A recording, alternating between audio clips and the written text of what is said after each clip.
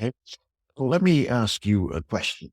When you're thinking about investing in a product or service, what's the first thing you do?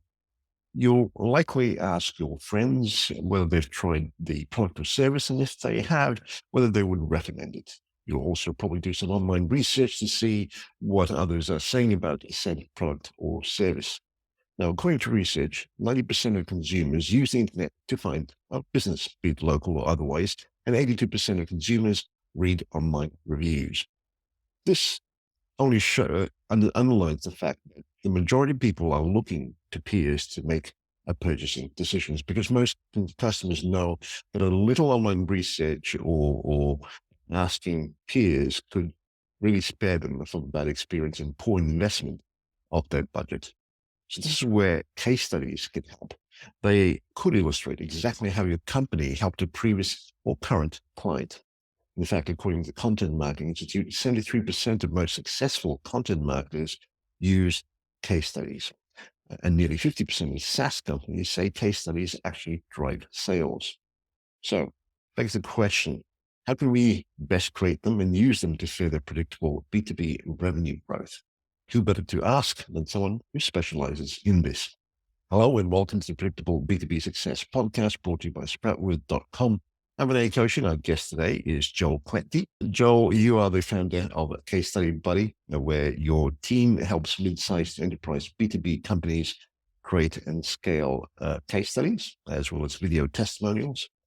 You work with clients the likes of HubSpot, Cloud Nexa, and Loom, just to share a few examples, and you work with them in a way that drives real ROI through these case studies. I believe you started off earlier on in your career on the SEO side of things, agency side, if I'm not mistaken, before you became quite a well-known copywriter working for similarly sized companies that I've mentioned this before. But I'm curious, was there a particular incident or event that triggered this journey to creating Case Study Buddy to what it is today?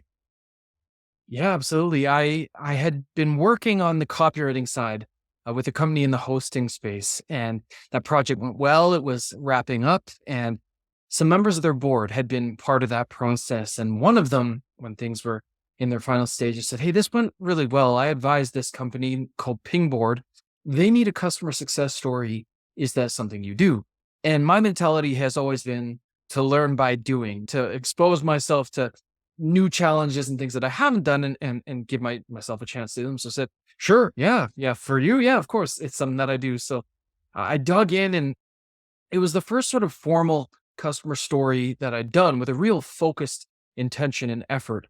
And so I started by researching kind of the process and quickly found, okay, there are a lot of different moving pieces to this, different disciplines that intersect. You need to be a good interviewer. You need to be good at coordinating and keeping the project on the rails. You need to be a strong writer to tell the story in writing. That was the scope of the project at the time anyways. And then managing that relationship and all of it. I thought that was interesting. And then I also started looking at examples. I wanted to tell the best story I could. So I was trying to look for best in class examples. And I said, hey, there's a lot of different ways to combat this. And I thought there's not just the typical problem solution results. I had a picture in my mind that was this length and this, but the more I dug, the more I said, oh, there's real storytelling aspects to this. There are different ways to come at it. As I got further into it, I realized this is hard. This is difficult to do well. All these different disciplines and different aspects can be difficult to keep on the rails. And then I also realized, okay, yes, it's difficult. Yes, there are lots of disciplines, but there is a step-by-step process that I feel is repeatable. And that's what sparked the idea for Case Study Buddy. I thought, I wonder if I could build out a really strong process for this and put a team behind it. And then the next immediate thought was, surely someone's already done that. There's got to be some company that's focused here and made this their domain. And when I looked, not really. There were freelancers who were doing parts of this, and Casey Hibbard, who was the queen bee of the space, but again, just consulting on her own and had written a book about it. But there was no company that I could see team-based that had this focus. And so I knew that the demand for these was universal across B2B companies. All of them needed this. All of them wanted this. Few of them seemed to have, in my discussions later on, established processes. So at that point, I thought, I'll give it a go. Why not me? Why not try to build that team, try to build that leader in the space? And so that's what sparked it. That's what got me interested in it. just this combination of different factors that I thought would make both a good challenge and potentially a good business. It's an excellent story. And Joel, uh, the problem that you were trying to solve early on was probably numerous in some ways. But would you say that's still a bit of an issue today, or has the core problem that you're trying to solve evolved in some ways?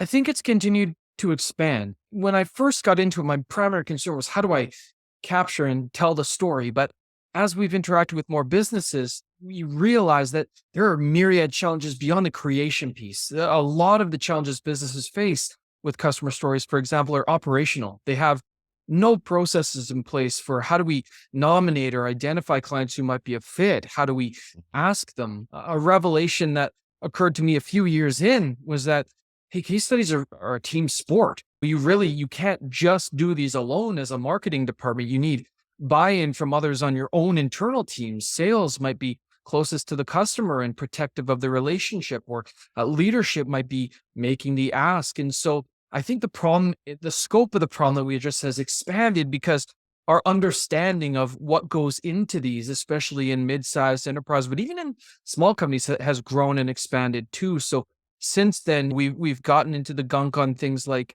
how do we help with getting buy-in? How do we help clients build processes around nominations or keep their teams on the rails? And the more that I learn, the more excited I get because it seems so on its face simple, problem, solution, results, right? The piece.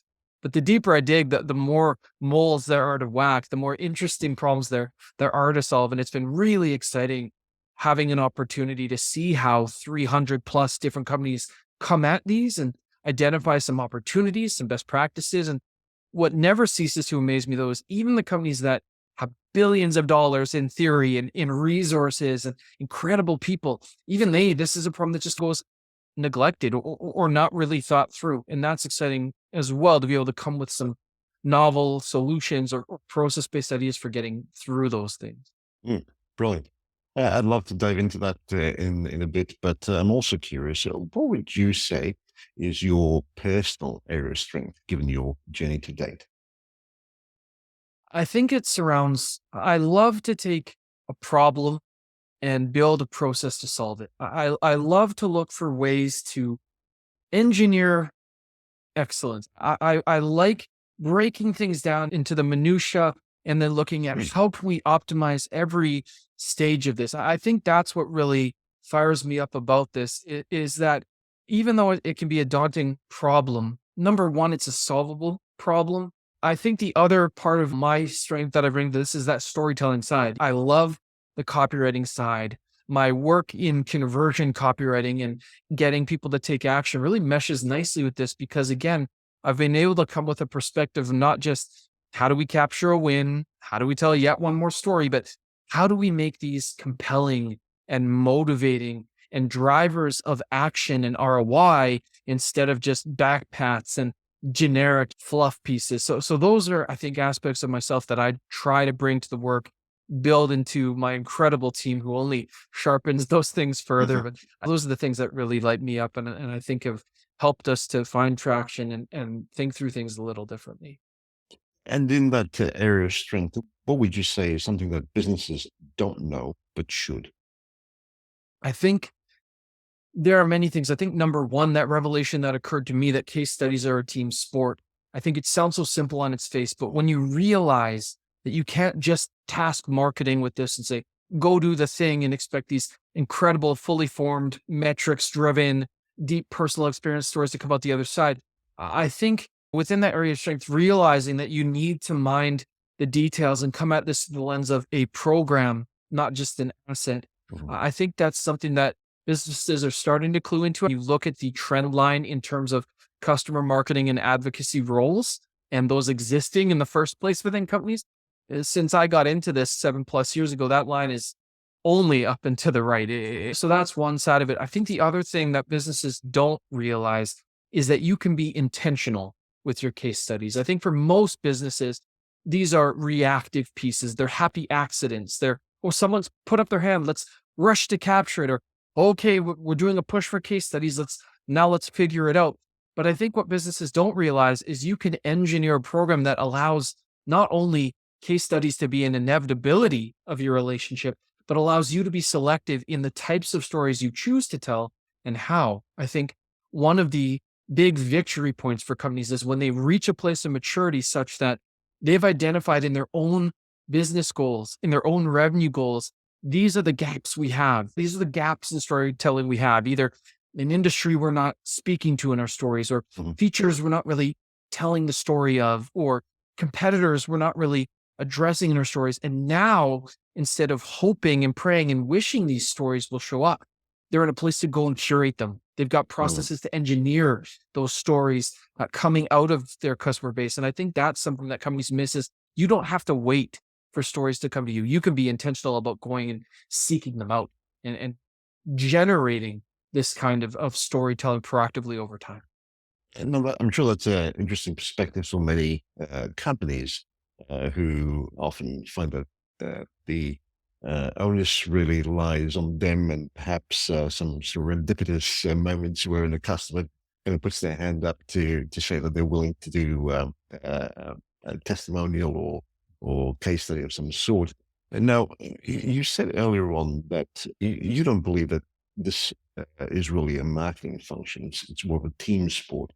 I would imagine that there is not just a mind shift required, but something of a heart shift that needs to occur within the organization. So I'm curious, how do you help them shift that perspective within an organization? Yeah, I think it starts by mapping out the different pieces that need to happen from start to finish for a story to be realized. Even that can be eye opening when you just break it out into, Mm, okay, first of all, we have to earn the win. That's a given. But number one, someone has to identify a candidate. Then someone, maybe the same person, maybe not, needs to nominate that candidate. Someone needs to make the ask of that candidate. Someone then needs to steer the ship on capturing that story. So whether it's the coordination, the interviewing, someone needs to own the process of communicating through that and capturing that. Then beyond that, someone needs to translate that into marketing and sales collateral. And then someone else needs to be responsible for then deploying these assets and revisiting the ROI over time.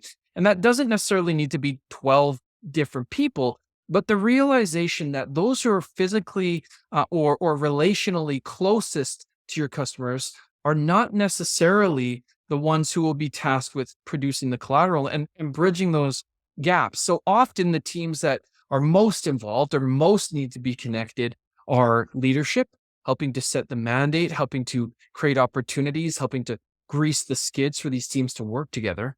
Sales or CSMs or account reps who typically are deepest in the weeds with customers, having the conversations, owning both the relationship, but also the context of that relationship. Remember, marketing might be tasked with producing these, but if they don't know the context of the story, how are they going to do an effective job of capturing that in a timely way that's respective of that customer? So, sales, CSMs, account reps, and then, of course, marketing has a role to mm, play in the capture, the telling, and deployment. But then there's also other teams that might be responsible, like customer success, for rewarding that customer ongoing or that type of thing. One of the ways that we encourage that is, first of all, just conversations. Usually, often it's marketing spearheading the initiative because they've been tasked with it.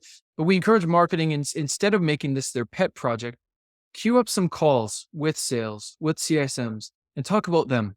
What are their goals for the coming quarter? What gaps do they see in the proof that they have? What challenges are they facing in terms of making the ask or identifying their clients? It starts with conversations, structured conversations about their needs, because when you can tap into their needs, it's much easier to mobilize them to be part of a program than coming to them saying, we're doing this case study thing now. We need your support. Here's the mandated way of going about it. So it starts there. The other big mm, piece of it that we see make a night and day difference, even in companies who already have relatively successful programs that are happening under the sheer force of will by different teams, is a centralized source of truth in SOP that lays out clearly not only here is the capture process and so on, but some really key criteria that all lay out. Number one, what does a win even look like? That sounds obvious, but when there's mm, disagreement on that, it's much too easy for sales or CSMs to say, come back in 6 months. The store will be better in 6 months. No, when we have shared criteria for what a win looks like, we eliminate some discord. The other thing might be, what are our goals, or what are the joint goals that we have for this quarter or this year? Listing those out and listing again what we call coverage gaps, or simply put, gaps in the storytelling to support those goals. If your goal is to penetrate a market, or if sales is saying, we're seeing this competitor come up, then your goal might be to better combat that competitor. Your tangible there might be tell more stories about people who've left a competitor to come to you. It aligns people on the types of stories, so it makes it easier to identify candidates, nominate candidates. So having these things, an essential source of truth, and then finally making it event-based. What do I mean by event-based? It's easy to spin up a program, spin up an SOP, launch these things out, and everybody forgets about it in a week. So conversations don't just happen at the beginning of this process, but putting it on the calendar, what makes sense for business? Is it quarterly? Is it weekly? Depends on who you are. But having these planned moments of interaction between teams where you will check in, maybe it's a wins Wednesday, every second Wednesday of the month. You come together and say, what's happening in our accounts? Where are we seeing wins? What trends are we seeing emerging? Who's had a win? Doesn't have to be laborious, but putting some structure to these things. Now you've got a united team. You've got united goals. You've got clarity on what you're even going for and why. You've got clarity on what you're producing. That's something I didn't mention earlier, but asking these other teams, what could we create out of this that would serve you and not just marketing schools? Like marketing might love these deep dive stories, but a one sheet might work better for them. Now you've got some alignment. You've got natural cadence of revisiting it. That's how you start to get people to shift and see this as an ongoing program rather than this serendipitous happy accident that just happens every once in a while. Well, I love those points that you make. But I'm sure the listeners are going in saying, Joel, Vinay, that sounds terrific. But in my particular situation, I've got clients who require us to sign an NDA and therefore very reluctant to come be interviewed or have their name or details published. Is that a no-go for companies in that situation, that is case studies, or are there ways around that? There are ways around it. I'm not going to sit here and promise a silver bullet that can, everybody opted in. But I think when we come at challenges like this, because it's common, customer buy-in is probably the most cited challenge in our client base in terms of how do we get our customers on board? Like our team is aligned with, we get the goal of this, but how do we get customers on board? And you can imagine in sensitive spaces, say cybersecurity or even personal consulting, coaching, whatever it might be, there's a reticence sometimes to take part. Here's some ways to come at that. I think number one, so much comes down to, I'll come to the NDAs and that in a moment, but so much comes down to how you ask. It's not just what is asked, but how it's positioned. For example, a typical ask that we see people deploying is so often a little more than, we're doing case studies. Will you be in a case study? Let me know. It really, there's not a lot of sophistication. Or they write a huge sermon about these are all of the myriad. It comes across like a legal document. It's very scary. So rather than that, let's talk about what a good ask looks like, because that can solve a lot of these areas of sensitivity. Number one, a good ask is specific. It tells that company why them, why now, and also gives just a taste of some of the relationship aspects you're hoping to cover. If you can come in with context and say, these are the things we see having achieved together, the great impact you're having, these are the specifics of what we'd like to talk about in a story, that takes it out of the realm of what's going to be disclosed, how much will they share, how far will this go, and makes it tangible, makes it easier for them to understand what is going to be talked about here. The other side of it, and we encourage all clients to do this, two things that should be in every ask. Number one, let them know they have control. You have complete control over the narrative and will have an opportunity to review anything before it's published and asked for revisions. Make sure something to that effect is communicated. And the other is timeline, because people are selfish with their time, as they should be, but making sure you give them a high level, you don't have to spell it exhaustively, but a high level understanding of what's involved. And a simple way to do this is to say, the process involves a simple interview about your experience lasting 30 to 45 minutes and an opportunity to review a draft. That's all you have to say for now. But giving them a sense of the timeline involved and giving them a sense of control can be very valuable. Now, what do we do in situations where they say we're under NDA or we have a blanket policy against endorsements? That can be challenging, but you've got some options. Number one, Everybody loves to rag on anonymous stories. They say, oh, if it's anonymous, it loses all of its power. If it's anonymous, it's not even worth doing. Anonymity can be a gift. I mentioned cybersecurity earlier.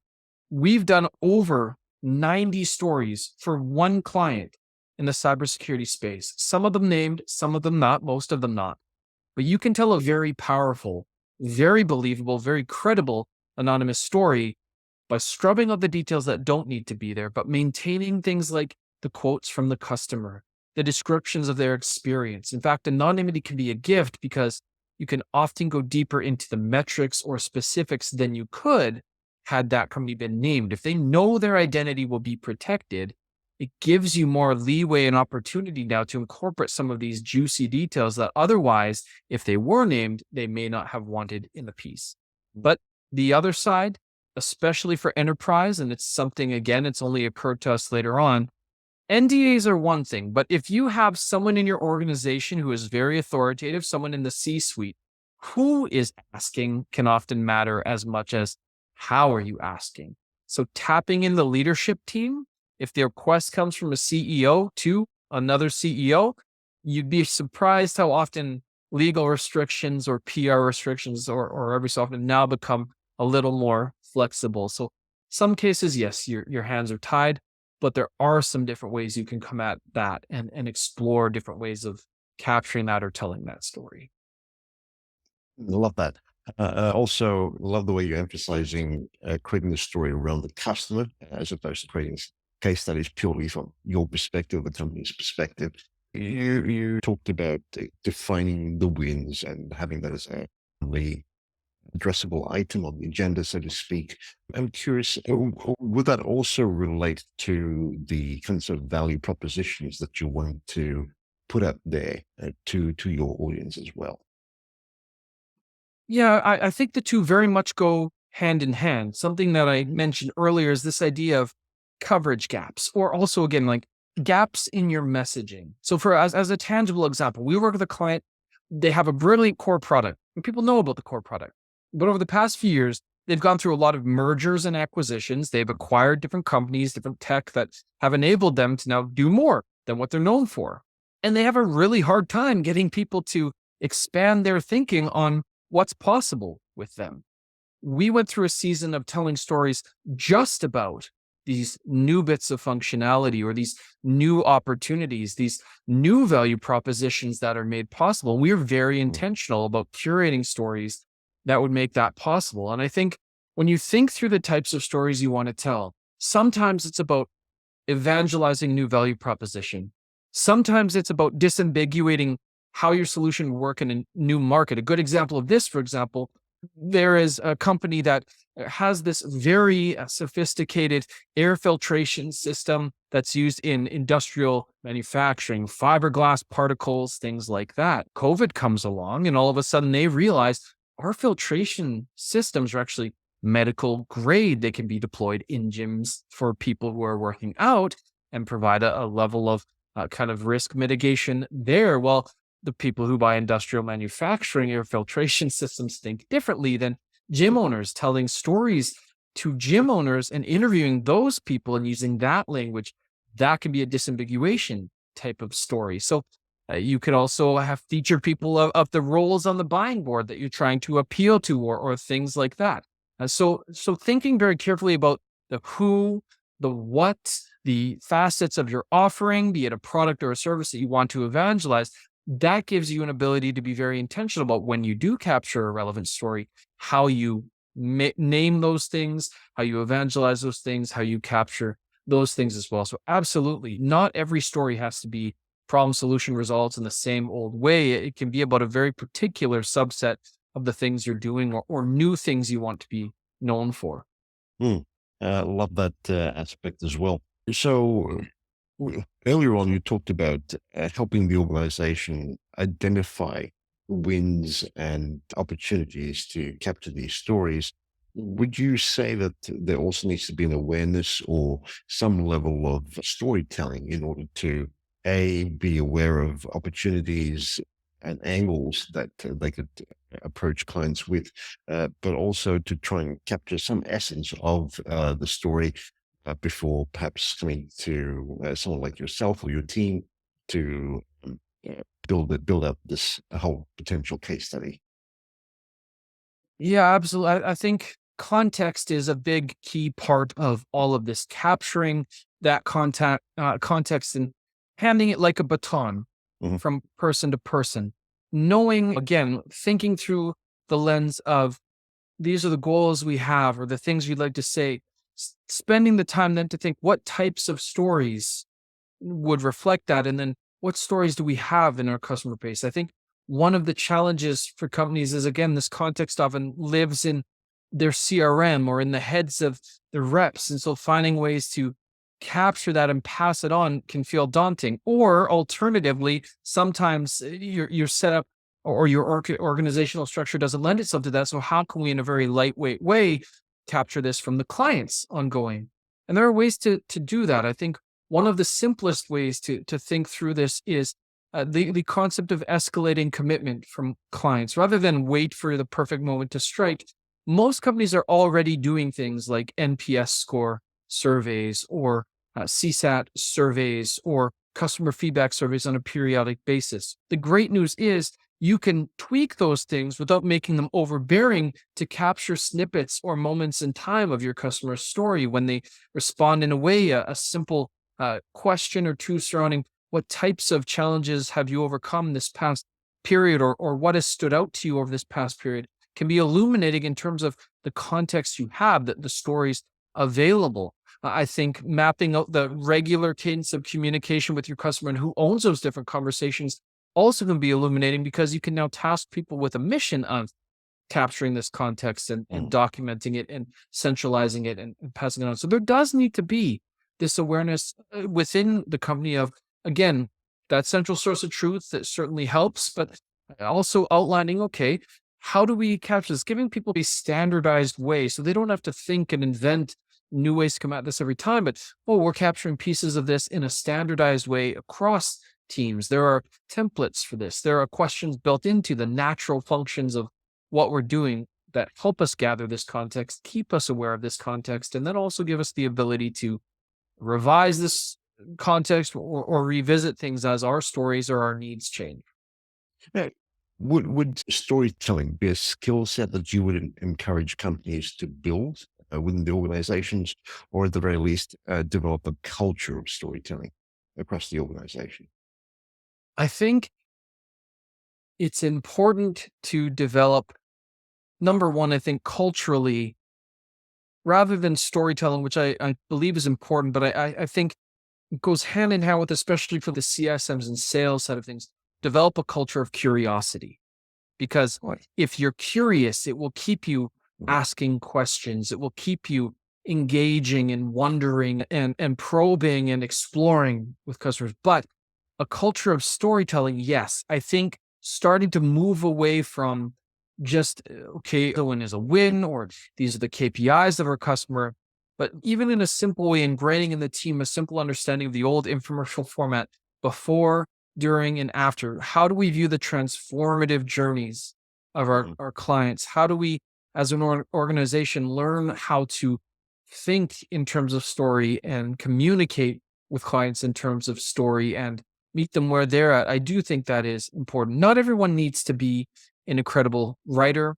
Not everyone needs to be an incredible interviewer. Not everyone needs to be an incredible videographer. Hopefully, these things are self evident, but everyone has the opportunity to start to think in terms of we are part of a story unfolding. And not only that, we are not the centerpiece of this story.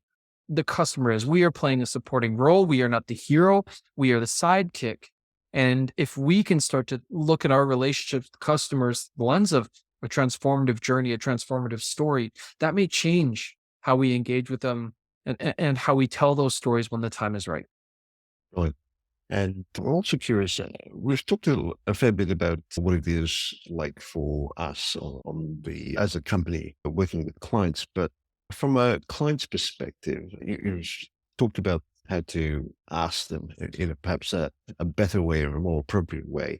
But if we could speak to some of their interests, how do you discover and incorporate that as part of the overall conversation, if not the ask specifically. Yeah, I think you bring up a really important point, which is it would be easy in the back of our minds. We're thinking about this in terms of a favor, and it really is. We're asking them to do us a favor. But what's more valuable and maybe a shift in perspective is also that there can be real and tangible benefits that there you can serve their interests well. So I'm glad you bring this up. I think this is an astute question, and I think there are tangible benefits to taking part in a story like this. I think number one, done, these are not stories about a hapless idiot or a clueless company in need of rescuing. They're showcases of intelligent people making a wise decision and achieving an even greater impact than they had before. I think both on a personal level with the person that you hope to interview, as well as a company level, you can make this a showcase of not only what's great about you, but what's great about them. And so Mm. framing it through the lens of helping them evangelize the great work that they're doing, if you're truthful in that, don't pitch that if you don't plan to follow up. But there is a tangible benefit to demonstrating them as forward thinking, as thought leaders, as innovative, as proactive. So there are benefits there. There are simple benefits depending on who you're dealing with. They may be attracted to the positive exposure. If you have a plan to share these stories, if you have a plan to get these in front of an audience that's relevant to them, that can be attractive. If you can speak to, it's a simple thing, but if you plan to link back to their site, my old school SEO roots come out there. There is some tangible value in that.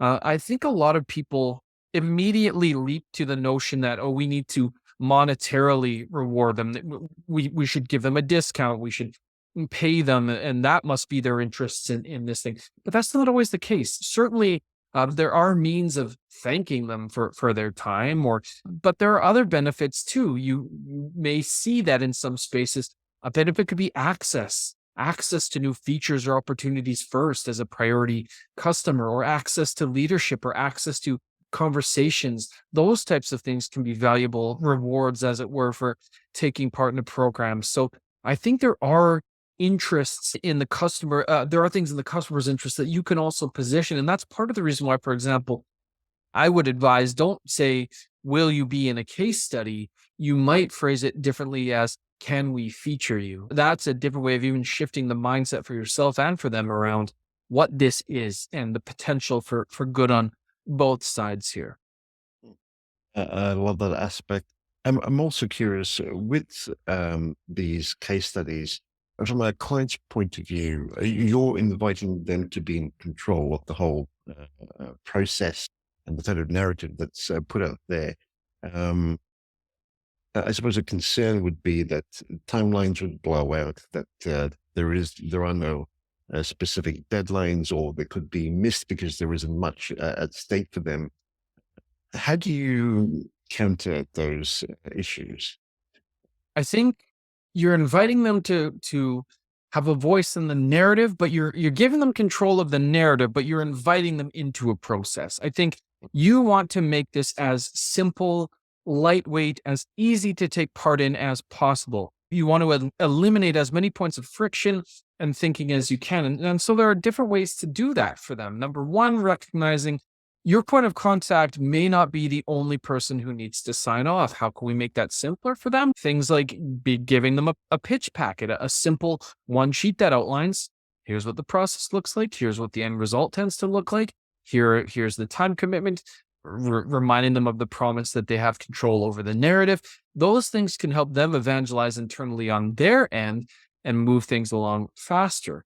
I think you can actually give, it'll be self-imposed and artificial, but I think you can actually put a deadline to this by saying, we'd love for you to take part. We're aiming to have these published by X date. That can be very motivating. I think the other thing is just looping them out of anything that they don't need to be looped into. For example, with our process, the way that it works is we'll conduct the interview after a warm introduction to our client's customer. At the end of that interview, we let them know within 2 weeks or whatever it may be, the next thing you're going to see is a draft. And here's what we need for you in that draft. We make sure for them, if they have concerns with something in the piece, we make sure they know you don't need to line edit. We don't need you to bash your keyboard. Just flag it from a high level. Say, these are the things like to see changed or pose a question, and we will handle the heavy lifting of actually doing the adjusting. So making it lightweight, making it simple, inviting them into an established process, but giving them control over the final narrative. I think that is part of how you can control things. Now, the other thing is timelines can certainly blow out, but there are some ways to counter that. Number one, moving fast in the first place. The worst Mhm. thing you can do is lengthen the time between interview and draft. The shorter the period between their involvement in being interviewed and the time that they see their first draft, the more likely the story ever sees the light of day because it's less time for their priorities to shift or for them to get busy. So being speedy yourself sounds obvious, but can move the timeline along. And then just polite but persistent follow up. So when you send a piece across, just staying on it, especially in those first few days when the draft has been sent across, asking them who needs to view this or where are things at, but staying gently on top of the process. That can certainly help avoid timelines blowing out too. So invite them into a process, give them control over the narrative. I think that's the way of thinking about how you keep things on the rails. Mhm.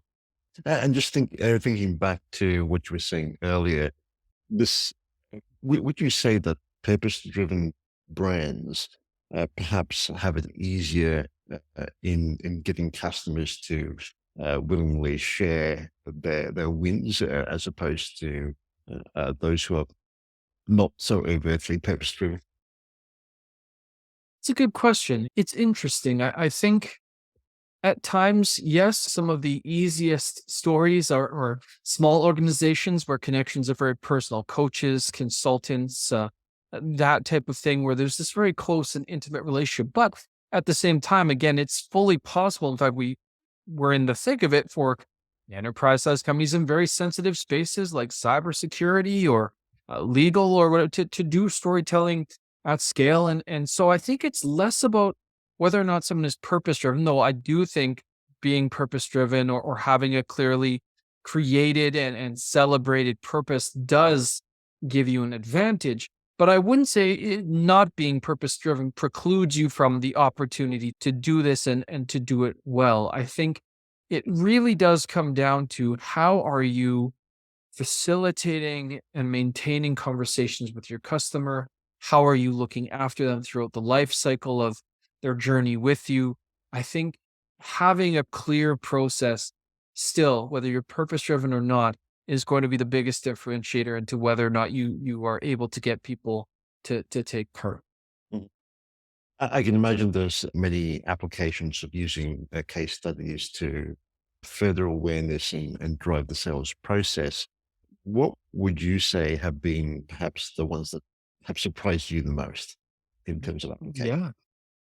There's some really interesting applications that continue. One of the things we've seen be remarkably effective. I come from a conversion background again, so my mentality is on sales pages and landing pages.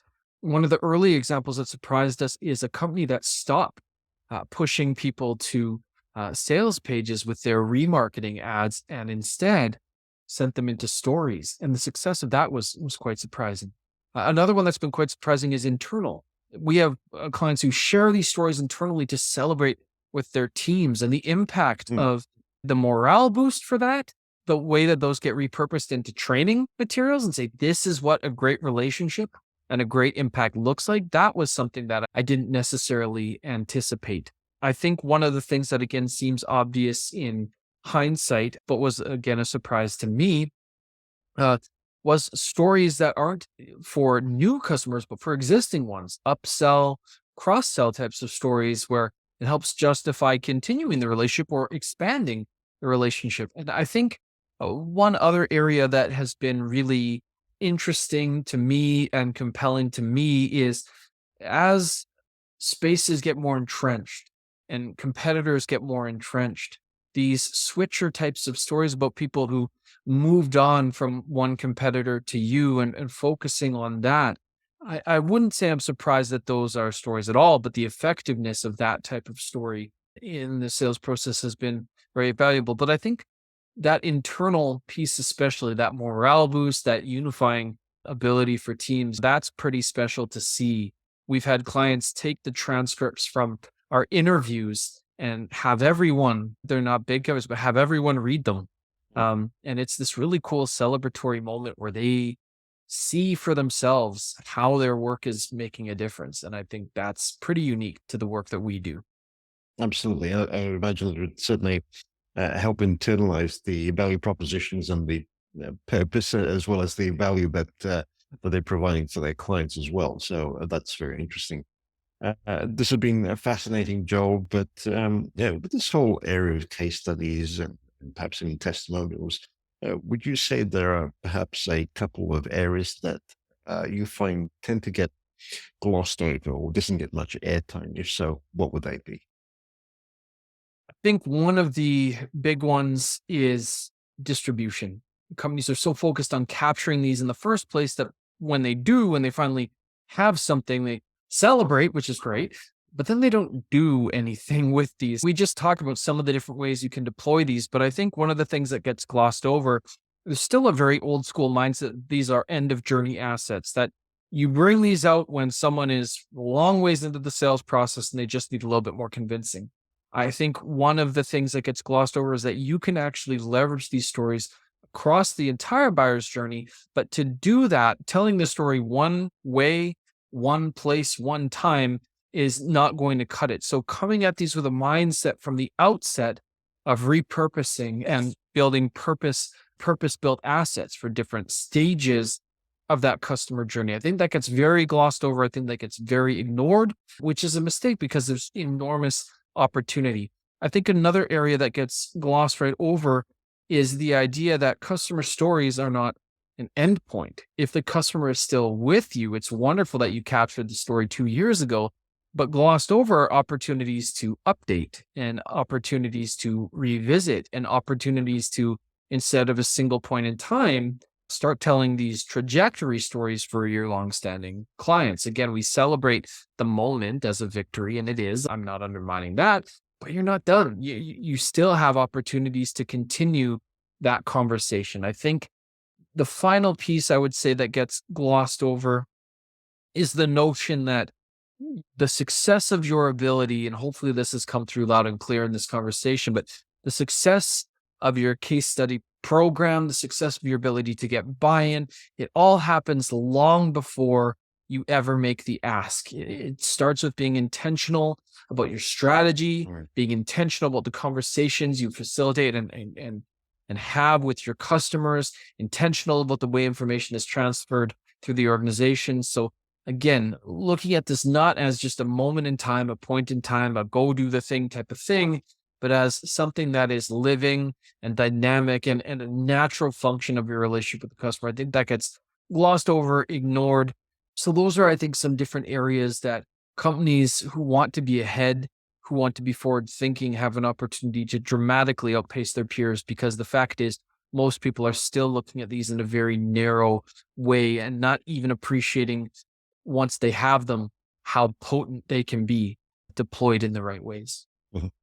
So, in your work that you do with clients, do you set that as a perhaps more fundamental process in the grander scheme of things? This idea of being able to have the organization have that single source of truth, the SOPs, and the ability to flag clients who are ready to, or at least have an interesting perspective to share. Is that kind of the basis of what you do first off before you get into the weeds with developing these case stories? Yeah, I think it's something we're growing into. When we Right. started, we were all on the creation Mhm. and these things weren't even considerations. And I think, yes, we are looking for ways. We can't come in as an outside party, elbows out and demand change. And I think importantly, these changes take time and they're often done in fits and starts, bits and pieces. You're not going to explode into a fully formed process or mentality around this from the start. But I think you can begin, and that's why when we spoke earlier about this, you can begin with conversations. That's manageable. Sitting down with other teams, that's manageable. Getting even a very basic SOP put together, that's manageable. And I think all those things play into this culture of storytelling, this culture of curiosity. It's better to start the ball rolling now than to wait for the perfect moment or wave it away because you can't do it all at once. I think It is exceptionally rare for us to come into any company where even a handful of the things we've talked about are in place. But the companies that start making small steps of progress, they see the difference in their ability to get buy-in, be strategic about storytelling, and so on and so forth. So it's becoming more fundamental to what we do. We still have a lot to learn ourselves about how this plays out in different companies. And that's an exciting part of the journey for us too. Excellent. And I'm curious if you have really been able to figure out if some of your case stories are actually shared by your clients' customers. And if so, why that was? Why is it that some clients really are happy to share their story, get it out there, be an advocate for a particular brand as opposed to others? I think a lot comes down to framing. So often stories, again, they have this mentality of we're the hero, you're the damsel or dude in Mhm. distress. They paint an unfavorable light on the client, even though they didn't intend to. And I think making this a celebration of mutual impact when you're doing the storytelling makes a tremendous difference to whether or not that gets shared. Enabling the customer to share it with ease is also something that any company can do. Sharing the output, sharing the final version. You'd be amazed how often companies aren't even showing the final. They get approval for the piece Mm. and then they never tell the client when it goes live. It's thank you very much, and off into the sunset. And there's no fanfare when the piece actually gets published. Having collateral that they can use, providing them with some social imagery, providing them with, if you have a PDF or a one sheet, giving those materials so that they can share. I think that makes a big difference. I think even more broadly, what's exciting to see is, again, it's not that this is a radically new idea, but it is gaining prominence within companies of all stripes, not just SaaS and tech in different areas, but having things like customer advisory boards or customer reference programs where the customer is invited into this ongoing relationship. It's not always just about the case study. They're invited into information sessions or Q&A, or they're invited to events, or they're invited to different things. Again, when you normalize this celebration of your relationship throughout that relationship, then it's much easier for them to feel like celebrating their win and their Mm. connection to you, as opposed to, okay, here's this stranger swinging in to ask me a favor and they publish this piece. And when there's no history of that, that can mitigate sharing as well. So I think it's a handful of different factors, but both how the story is told, how you enable them to share it, and then how you make this a regular occurrence. Those can all play into who's willing to share, who's not, and which companies see a lot of advocacy and celebration, and those that don't. So advice. This has been terrific, Joel. To wrap things up, if you were listening to this episode, what would you say would be your top takeaway? I think I would distill it down to case studies are something that can be proactively curated and intentionally strategic, as long as you zoom out and think program, not asset. So, put more simply, Mm. case studies are a program, not an asset. If you take that mentality into how you curate, create, and celebrate them, I think you'll be dramatically ahead of those that treat them as point in time moments, serendipitous accidents, some yet one more task to the marketing team. I think that's how I distill it down. Love how you put that. And if listeners are curious, want to find out more or connect with you, where would you recommend they head to? Yeah, we have a blog on casestudybuddy.com full of actionable go do this DIY type of stuff, lessons we're learning, whether you work with us or not. You'll find something there to help you get buy-in more easily or tell a more compelling story. We have a newsletter that we send out twice a month where we share resources, examples, ideas, what we see emerging, and again, more of the different ways of coming at this. And then for me personally, I'm probably most active on LinkedIn. I don't always respond quickly, but I do always respond. So if you're facing a challenge or launching a program or whatever it may be, I love to jam on these things too. So those are different areas. And I post pretty often and with the same mentality. How can I be helpful, pragmatic, as opposed to fluffy or just salesy? So those are different places I would love for people to check out. We'll include links to that in the show notes. Joel, this has been terrific. Thank you so much for doing this. Yeah, thank you for having me.